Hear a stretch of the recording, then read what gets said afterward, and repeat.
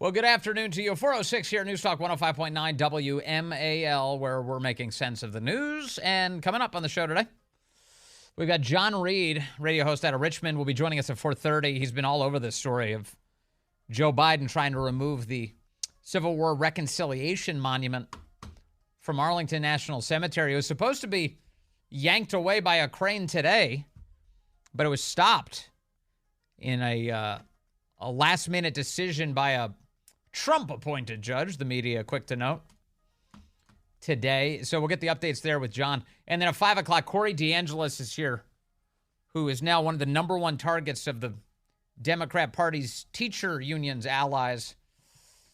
That's ahead. You can join us at 888-630-9625, 888-630-WMAL. There's a Senate staffer who was fired this weekend, who's out of a job. It's not often that these Democrat government officials actually leave power, even when they're in the midst of scandal. But in this case, yes, a Democrat Senate staffer is now out of a gig. Here's how NBC News reports this, and I'll take you back to how it all started. But NBC News headline: Senate staffer alleged by conservative outlets to have had sex in a hearing room is no longer employed. Well, is there evidence that someone had sex in a hearing room? Well, yes, there is. Ding, ding, ding. It is a whole video. It's not just a hearsay thing. It's like caught on camera and recorded by the people who were in the act, who were doing the deed. Senator Ben Cardin's office has parted ways with a staffer who conservative news outlets alleged was shown in a leaked video having sex in a Senate hearing room. Quote, Aiden Mace Zarubsky is no longer employed by the U.S. Senate, end quote. The Maryland Democrats office said in a statement to NBC News on Saturday, which was first obtained by Politico, quote, we will have no further comment on this personnel matter, end quote. On Friday, the Daily Caller, a conservative news outlet, published what it said was video showing a congressional staffer having, quote, sex with an unknown man in the Senate hearing room. Now, to be crystal clear, the video is quite obviously in the Senate hearing room. And the act that's being committed is quite obviously not the kind of thing you do in the Senate hearing room, as symbolic as it might be. It added that the video was shared, quote, in a private group for gay men in politics. Conservative outlets then alleged that Mace Zarubsky, a legislative aide for Cardin, was one of the men in the video. NBC News has not confirmed the authenticity of the video or the identities of the participants. They're participants now. They're not insurrectionists or anything. They're just participants. On Friday night, Mace Zarubsky put up a post on LinkedIn saying while he had shown poor judgment in the past, he would never disrespect my workplace. What do you call this? Consummating your workplace? What is this? Quote, this has been a difficult time for me, as I have been attacked for who I love to pursue a political agenda. No, it's not who you love. It's how you love. This is, you're getting the wording wrong here. Quote, while some of my actions in the past have shown poor judgment, he said, putting it mildly, I love my job and would never disrespect my workplace, he said, putting it falsely. Any attempts to characterize my actions otherwise are fabricated, and I will be exploring what legal options are available to me in these matters. I'm going to sue anyone who dares allege that I did what is captured on video. In other words, how dare you? I would never disrespect my workplace. Let me ask you something. If your boss caught you and a random coworker doing the nasty in their office, would you say you were disrespecting the workplace? Would that, John, that was disrespectful to the workplace. No, it wasn't. I was just doing what I thought we were allowed to do. Ben Cardin's office initially put out the statement Friday saying, put out a statement. Now this is them taking you through their prior reporting on the subject. Quote, we have seen media reports emanating from the right-wing media, Cardin's office initially said. As this is a personnel matter and under review, we will not be commenting further at this time. Congressman Max Miller is a Republican of Ohio. He also identified the very same staffer, Mace Zarubsky, to conservative outlets. That would be the Daily Caller. This is in a separate article that this Congressman Max Miller said that he was the guy who shouted Free Palestine at him in the halls of Congress. a couple weeks ago. So Max Miller is a Jewish member of Congress, and he had said there were reports that some Democrat staffer was screaming in his face, "Free Palestine, free Palestine." These little brats running around inside the halls of Congress, yelling at sitting lawmakers, "Free Palestine!" Because Max Miller supports Israel and doesn't like terror attacks? What are you talking about? So Max Miller is identifying this guy, who apparently is in this video, as the same guy. He was screaming at him to support terrorism before apparently committing an act of terrorism of a different kind in a United States Senate hearing room. In case you're wondering where in the hearing room they were on top of the desk on the dais where Senator Amy Klobuchar reportedly sits on a routine basis for these Senate hearings. No word on whether she has requested a seat change yet. They may need to burn the room down and replace it, you know? Like, what? What? Was it Congressman Mike Collins? Was that who it was? Yeah, he tweeted a picture this weekend. He was doing some Christmas shopping for Senator Amy Klobuchar, and he just tweeted a photo of the Lysol aisle at a supermarket. It's thoughtful of him, you know. It's always hard to pick out a good Christmas gift for people. You got to think about what they need, and, you know, that's actually a good one. It's actually a good one for Amy Klobuchar. Mace Zarobsky denies all of these allegations. He denied the accusation that he screamed at Max Miller in a LinkedIn post on Friday. Quote, "As for the accusations regarding Congressman Max Miller, I've never seen the congressman and had no opportunity or cause to yell or confront him," he wrote, in wording that sounds suspiciously like a lawyer wrote it. NBC News was not able to identify the staffer in the interaction. And when they say the interaction, that's a euphemism for, you know. I can't even say it. I'm giving you a euphemism too. You know what they were up to. But this is, you know, I said it as it was developing on Friday. We began to see this on Friday. The Spectator, I believe, was the first to report that there was a staffer in Ben Cardin's office who was filming these nasty moments inside the United States Senate and then sharing them. They didn't post any videos or footage. And it was horrifying. We read out some of that on the air. But at the time that I read it out, I did know that the Daily Caller's Henry Rogers was working on this story as well.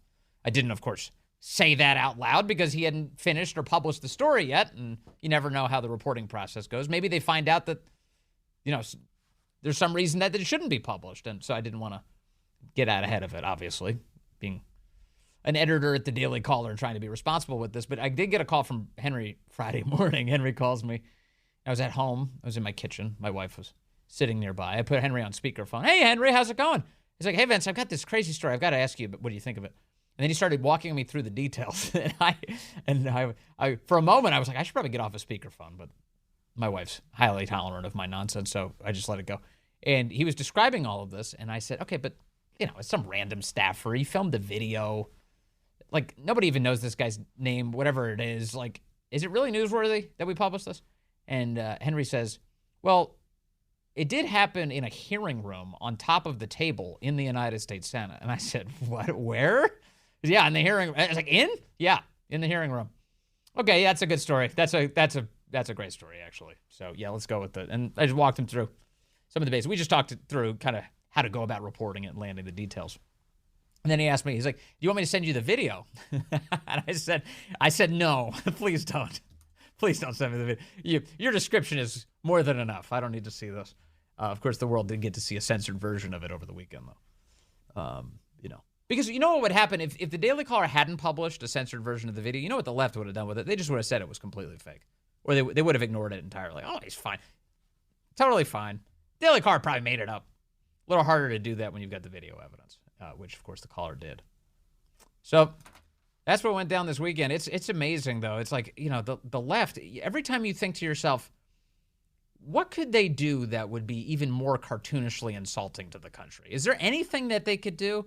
Oh, yeah, what if the staffers for the Democrat senators started boinking each other in the United States Senate on a hearing room table? That would be like that would be the most ridiculous possible scenario. It happened. It happened. It literally happened. It's on video. They filmed it themselves and then shared it. So there's that. What would be ridiculous? What if Democrat members who are Democrat candidates are running for office, what if they had a porn websites where they sell access to their marriages and they'll do whatever you ask for in exchange for tips, for money? What if that that happened? That happened in Virginia. Remember that? The Virginia candidate who was caught posting pornography online and like asking for money to do all of this? Yeah, that really happened. What if, Vince, here's an idea. This is so crazy. What if instead of being sworn in on a Bible, you had a Democrat lawmaker who was sworn in on a stack of pornography, and not just any pornography that depicted sex between children? What if that was what happened? Oh my gosh, that just happened last week. It just happened in Fairfax County. There was a guy on the Fairfax County School Board, Carl Frisch, who just got sworn in on a stack of pornography. And to make a mockery of the Bible, to endorse the porn. Isn't it crazy? It's like, what else could they possibly do? What if they put a nitwit in charge of the White House press briefing? That would be, right? That would be one of the most insulting things they could do. So put somebody just like the dumbest possible. They did that. They did that. What if the president of the United States himself didn't have a functioning brain, had very limited motor skill, could barely walk across the lawn, can't do stairs. He's got to do a short set of stairs in order to get into and out of Air Force One. Oh, that happened. What if they just opened the border?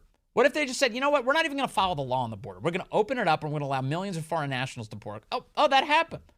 What if they allowed hundreds of thousands of Americans to die due to that open border every single year because of not just negligence, but active malice against the American? Oh, they did that. Like this, go ahead. Try and think of something that is more brazen, more egregious, more insane. Is it spying on Americans? Oh, yeah, they do that. Is it imprisoning Americans who disagree with you politically? They definitely do that. Is it sending SWAT teams to the homes of pro-lifers? They definitely do that. Honestly, rack your brain. Just try and find something. What if it's racially segregated Christmas parties? What if it's race-exclusive graduations? What if it's establishing autonomous zones in American cities where governance isn't allowed and warlords predominate? That's happening. What if it's allow the homicide rates to explode? What if it's allow the carjackings to explode? What if it's to have prosecutors not prosecute serious felonies and thus encouraging more felonies and, of course, getting that as a result? That's definitely happening.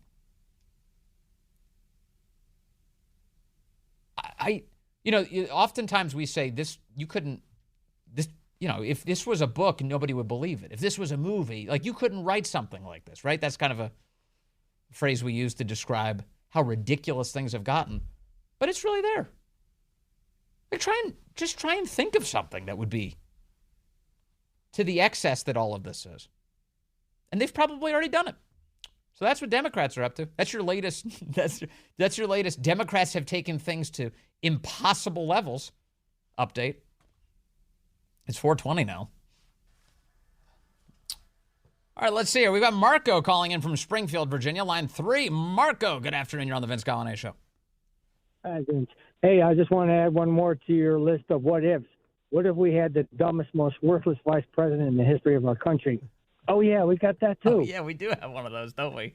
That's like, yes, well, shoot. Remember she said that she's going to, she's the border czar. She's going to fix all of this. She's like, and, everything's gotten a lot worse. Like, everything that's in her portfolio has gotten dramatically worse. And it doesn't help that she's the dumbest vice president in our history. That's Marco, thank you. Yeah, that we do have that one. Let's see. William's in Springfield as well, also in Springfield, line 4. William, go ahead, sir. Hi, Vince. On your game of Democrats, believe it or not, what if we decided to hire 87,000 IRS agents to go after all these deadbeats that haven't paid their taxes, but forgot to mention that your kids are those deadbeats? Right, yeah, the 87,000 who are dedicated to going after middle-class America and wringing every last cent out of them. But not a single one of those agents is allowed to explore whether or not the big guy is involved in a criminal enterprise. That's exactly right. Or his son and daughter. Yeah, or his son and his daughter, who's, of course, now on the list of the people who's a deadbeat when it comes to paying their taxes. Thank you, William. That's an excellent point. I've got a couple more I thought of. One is, is, what if we had a president who tried to end drilling for cheap, abundant energy entirely? Oh, we have one of those. That's right, the current president. What if he drained our petroleum reserve down to the lowest levels ever? Oh, that's Biden too. He's done that as well. What if he took money from plumbers and truck drivers and then gave that money to Harvard law graduates to pay off their debts, specifically so that they would vote for Democrats in the next cycle? Yeah. That's happening too. Michael, calling in from Baltimore now, line 3. Michael, good afternoon. You're on the Vince Coglianese Show. How you doing, Vince?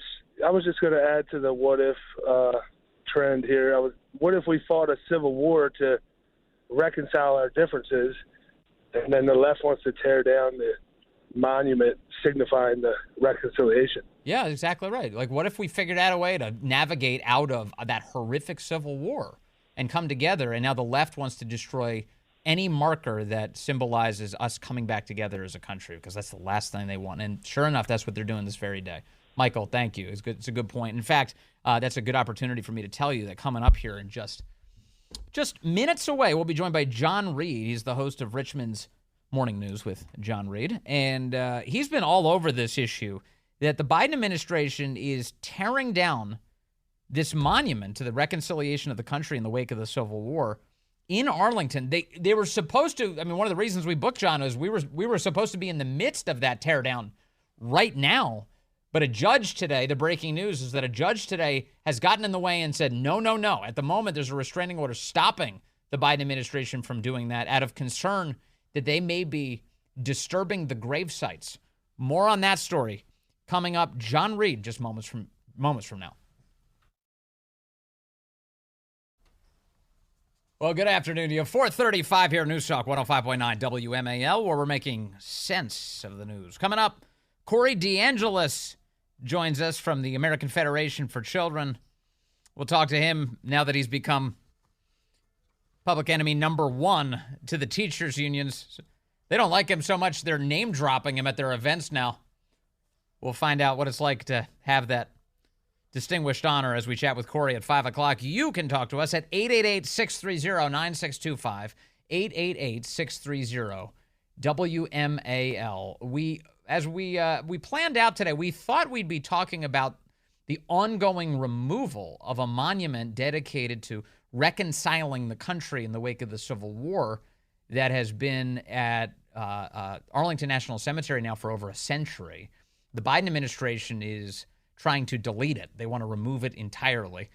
But they were stopped today, Monday, by a judge who is concerned and thinks that a lawsuit may have some validity that the removal process is going to damage the grave sites around the monument. Those grave sites are for Confederate soldiers who are buried there at Arlington. For more on this issue, I want to bring in a guy who's been following it really closely, talking about it a great deal. John Reid is here. He's the host of Richmond's Morning News with John Reid on WRVA up there. John, good to have you with us, sir. Hey, Vince. Thanks very much for having me. Yes, sir. So what are your thoughts on all of this as the Biden administration tries to remove this monument? Well, I was like you. I really thought by the time you and I spoke this afternoon that the monument would be in pieces and would be on a flatbed truck being trucked off to who knows where, like all these other monuments and artistic endeavors.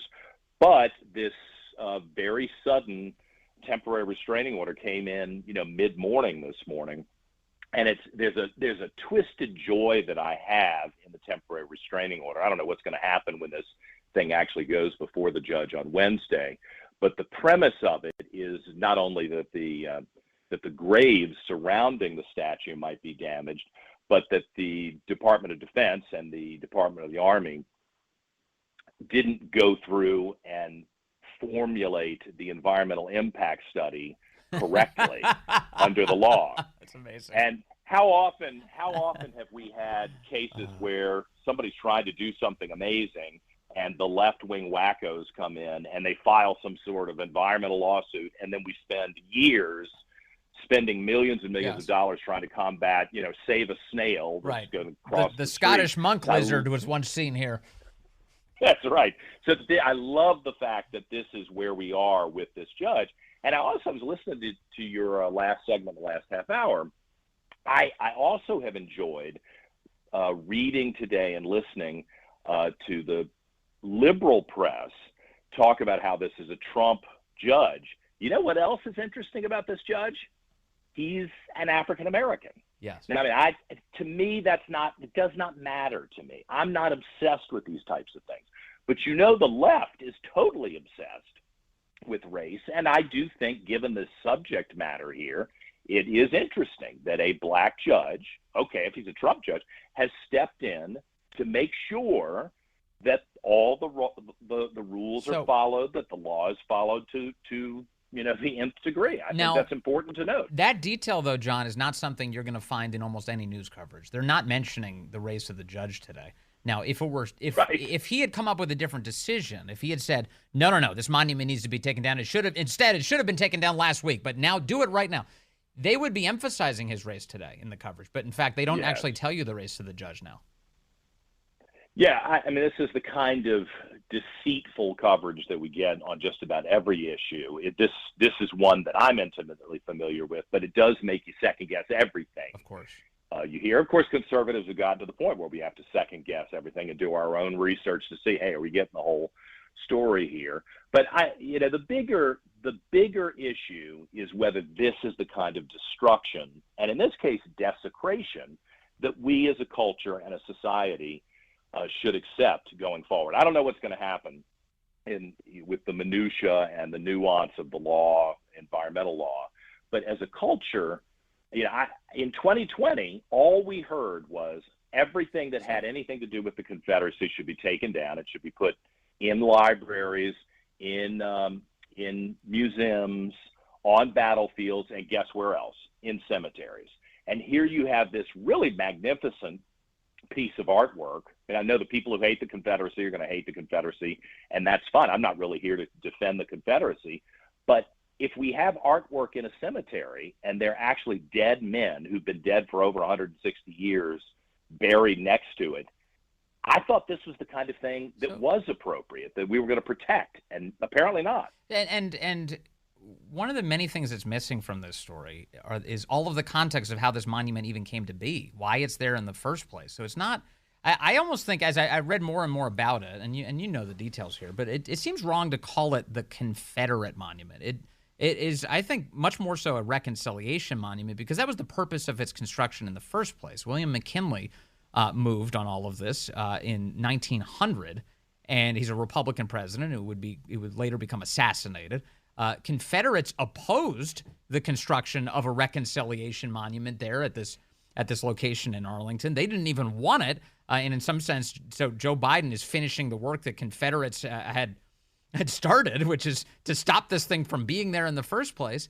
And it is representative of our history. We had Confederate soldiers fighting alongside Union soldiers in the Spanish-American War, and coming out of that experience, these states had said, man, we need to close the chapter on the division between us and come together as a country.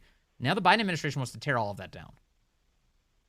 Yeah, it's really nefarious. It's very harmful to the unity that I would hope that all of us would like to strive. I mean, do we really want to rip open the wounds of the Civil War in 2023? Or is it wise for us to avoid what kind of feels to me like an oncoming conflict of some kind? God forbid it's a full-blown civil war, but an oncoming violent conflict, by studying what led the people of this country in 1861 to enter into this violence. I think that's worth studying, and I think we're doing a lot of damage to ourselves by stripping all of these things away. Also, as you know, I began the show today talking about how much distance it does feel like we have from the left right now. Like, it does feel like so many of these issues are irreconcilable.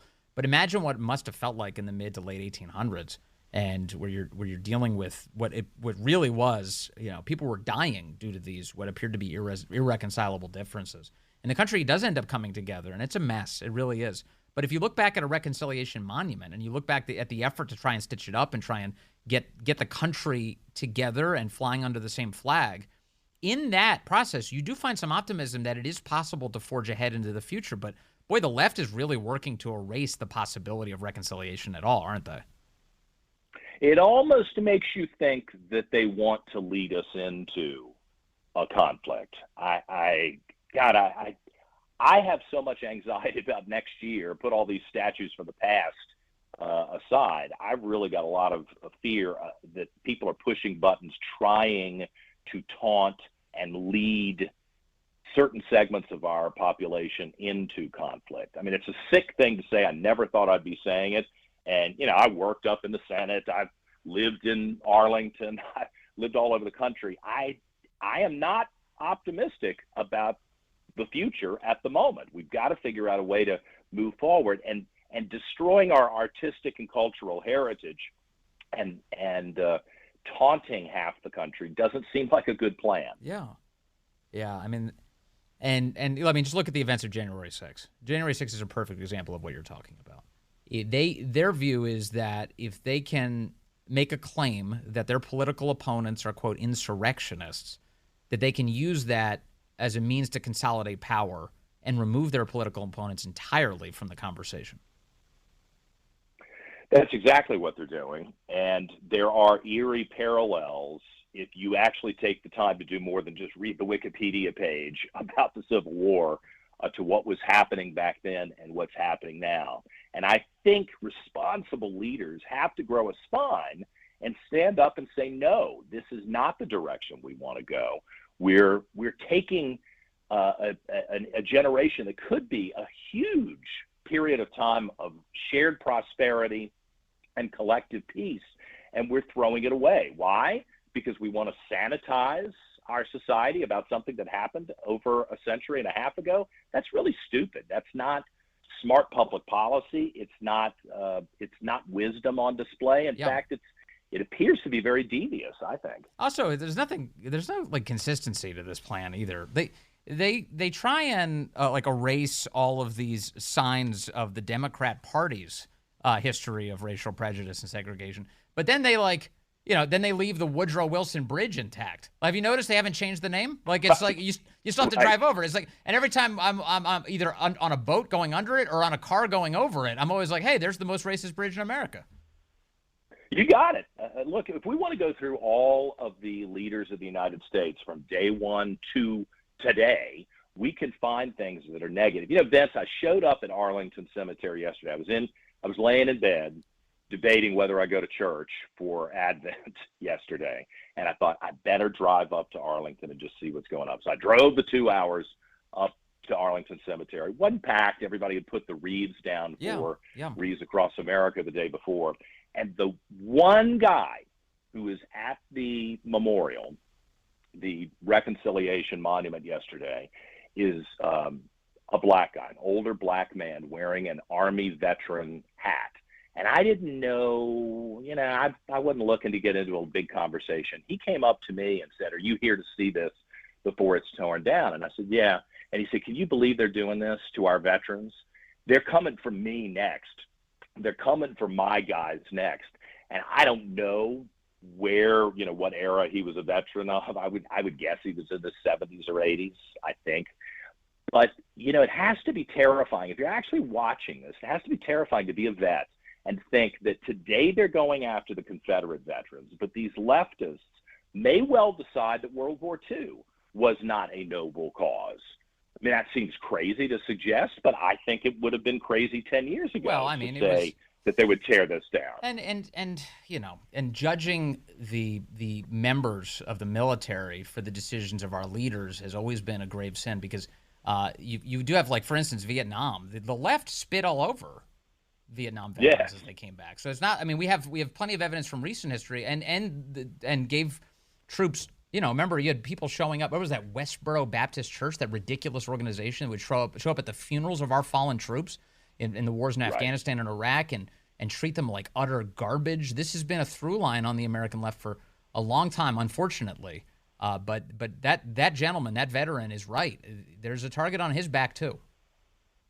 There's a reason to stop this type of behavior. I mean, I think we can argue legitimately whether the beautiful, in my eyes, equestrian statue of Robert E. Lee that was on Monument Avenue in Richmond, should be on display in public. Now, I'm a preservationist. So to me, even if you, for some reason, hate Robert E. Lee, you never read anything about him and you just decided you hate him, I still think that statue should have stayed up. But that was in public on a main street in the capital city of Richmond. Mm-hmm. It does tell the story of Richmond. I would argue that those things should still be up, but they destroyed Monument Avenue. Okay, I can handle that if people voted to make that judgment. But to go into a cemetery, a veteran cemetery, and start saying these things are not worthy of you seeing them in the modern era because they are depicting characters of a different era in ways that upset us today. I mean, how obtuse and foolish can we be in the modern era? Arrogant. How arrogant can we be in the modern era to behave that way? We should look at these things with curiosity instead of condemnation. Well, also, one of the most annoying things about this is how ahistoric the conversations are around each of these monuments and memorials. Like, so if the conversations were nuanced and interesting and deep and actually provoked worthy debate, that'd be one thing. One of the things that has always stood out to me is there's a massive difference, I think, between markers of the Confederacy from the mid-1800s to things that were assembled in, say, the 1960s as an express opposition to integration, for instance. I think that is worthwhile to have a conversation about the nature and the difference between those things. Like in Virginia, there were a bunch of high schools, for instance, named in the 1960s, basically as a middle finger to people who were trying to see integration take place. But having said that, there's look at what happened here in Washington, D.C. We have the Freedmen's Memorial depicting a slave getting out of his shackles and rising to his feet with Abraham Lincoln standing above him. And at that dedication was Frederick Douglass, who was there for the dedication. And the left wanted to tear it down. They said it was a horrific display. And wait a second, Frederick Douglass was at the dedication. It represents a guy who's rising, not lowering himself in servitude. Right. And they don't know anything. They're not bothering themselves with the debate. They just take a two-dimensional approach and then tear it down. Yeah, so every leftist suddenly gets to become the art critic who is the jury of whether something in 2023 is appropriate.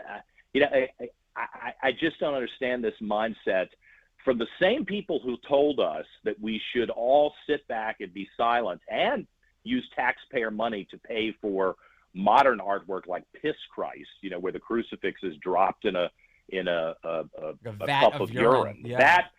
That we have to accept. Oh, my God, you're not allowed to be critical, and you certainly can't withdraw public funds for these things. You must understand that the artist has a right to express themselves any way they want to. These are the same people who've done that to us for the last 30 years, but then they want to come through and vanquish the art of previously renowned artists. And, there's a sick twist to this that Moses Ezekiel, who completed the work in Arlington Cemetery, was a Jewish artist and a Confederate soldier. I mean, imagine what the federal government and President McKinley must have been thinking to find a Jewish artist who weren't awarded many major contracts at the time. They weren't given these opportunities. Find this guy, give him this opportunity, and now all these years later, especially at this moment in our history, we're going to stomp literally on his grave because he's buried right there at the edge of this particular statue, yes. His grandest piece of work. There's something sick going on here. We should stand up against it. So, last question for you, and John Reid, thank you for your time today on this issue. Because of course, yeah. So, how close are we to this same movement literally exhuming the bodies of the Confederate soldiers who were buried there at Arlington? I think that's a very legitimate question that wouldn't have been asked 10 years ago. But if you're going to question whether this statue should be there, then it seems to me that the next leading question should be, well, why are these quote unquote traitors to America? When people say that, of course, it's an obtuse lack of understanding of how the Civil War came about. But okay, why are they buried here? And it seems inconceivable to me that a society that has always respected the dead, the whole rest in peace concept, a civilized idea that you don't disturb dead people in their graves, that these people may decide to go for that next. And that's another reason why I'm thankful today there have been some Republican leaders in Virginia. And as you mentioned in your last half hour, there were 44 members of Congress who signed a brief saying that this should not happen. There need to be leaders who say, I'm not going to refight the Civil War, but I am going to stand for civilization in our modern era. We're going to stop this. We've got to stop destroying things, and certainly when it comes to cemeteries, we can't disturb the dead. That's a pretty basic premise of our society, I think. Yeah, and this whole thing is about not starting a civil war, but healing in the wake of it. That's the whole point.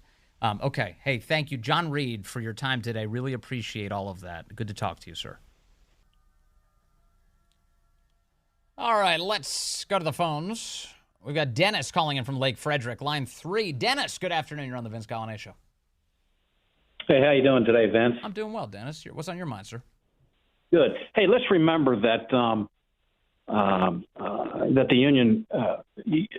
Union side, they started burying the Union soldiers that were killed in surrounding battles and also in the hospitals in Washington in the Rose Garden of Lee's home. Right. So that way that he would never return home.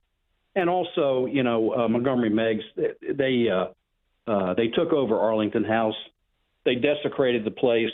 They stole a lot of George Washington's memorabilia and things like that from the home.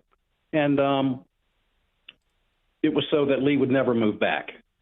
And he never did after the war. Yeah, plus his wife was forced out of Arlington House.